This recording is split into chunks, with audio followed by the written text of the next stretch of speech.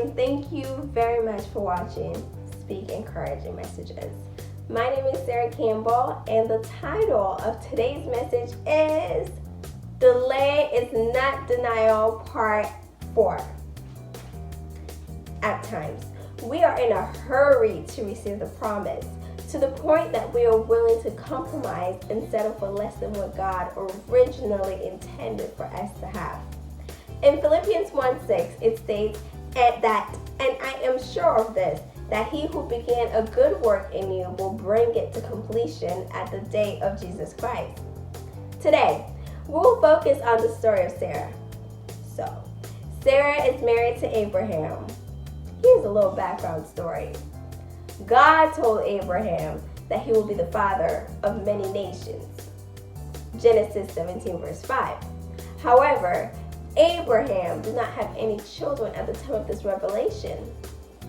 In Genesis 15, 3-5, it states, and Abram said, you have given me no children, so a servant in my household would be my heir.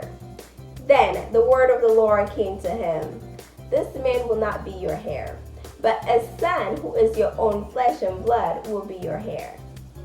He took him outside and said, look up at the sky and count the stars, if indeed you can count them. Then he said to him, so shall your offspring be. Note that Abraham's name was called Abram at the time of this revelation. I am sure that after receiving this word from the Lord that Abram was delighted. Furthermore, it's even possible that Abram already started visualizing his future with his children based on the revelation that he received from God. Abram's wife was named Sarai.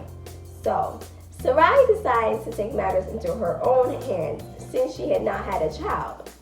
Genesis 16 verse 2, it states, so Sarai said to Abram, the Lord has kept me from having children.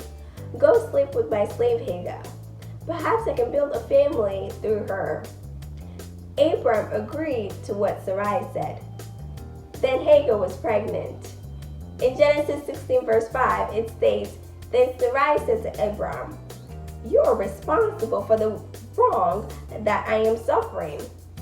I put my slave in your arms, and now that she knows that she is pregnant, she despises me.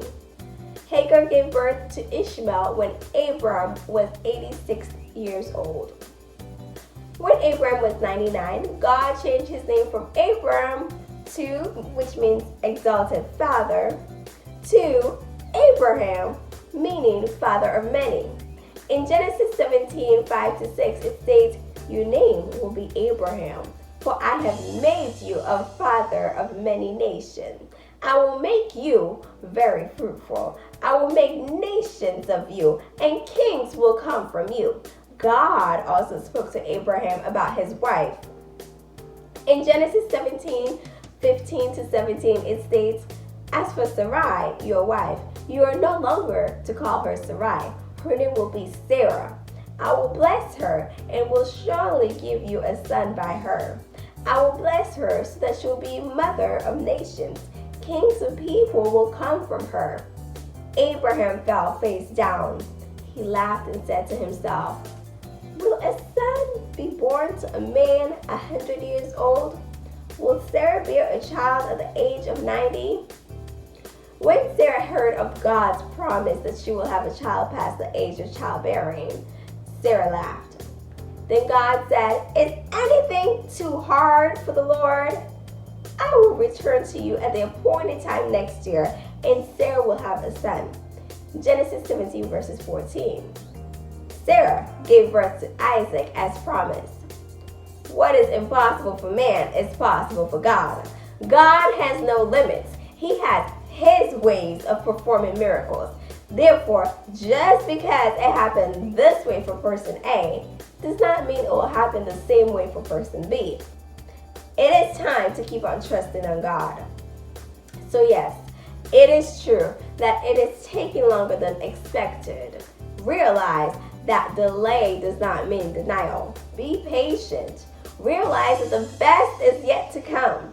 Thus, the blessings that are ahead are much bigger, higher and better than before.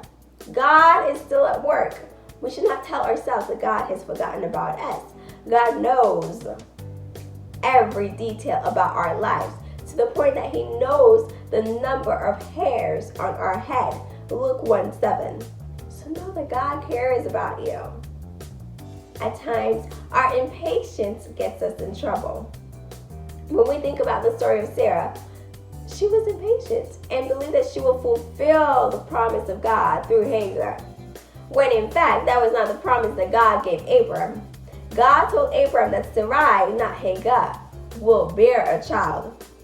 In the end, Sarah realized the impact of her actions.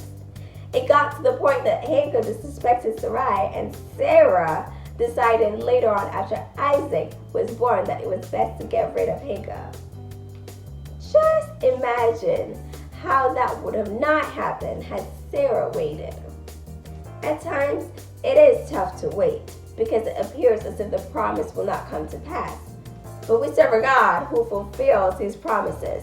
In Numbers 23 verses 19, it states, God is not a human that he should lie, not a human being that he should change his mind. Does he speak and then not act? Does he promise and not fulfill? Interesting to note that Abram and Sarai had a name change right before their breakthrough. Thus, God gave Abram and Sarai new identities, stating that Abraham will become the father of many nations and Sarah will become the mother of many nations. Therefore, the new identity came before the promise was fulfilled. Their names changed before the fulfillment of the promise. God's promise was accomplished, and kings of kings came from the lineage of Abraham and Sarah. Sarah gave birth to Isaac. Isaac had two sons, Esau and Jacob. Jacob had 12 children. Those children were the heads of the 12 tribes of Israel. David came from the tribe of Judah. Jesus came from the lineage of David. Delay does not mean denial. God is aware of your story. He knows exactly how to get you to where he has ordained you.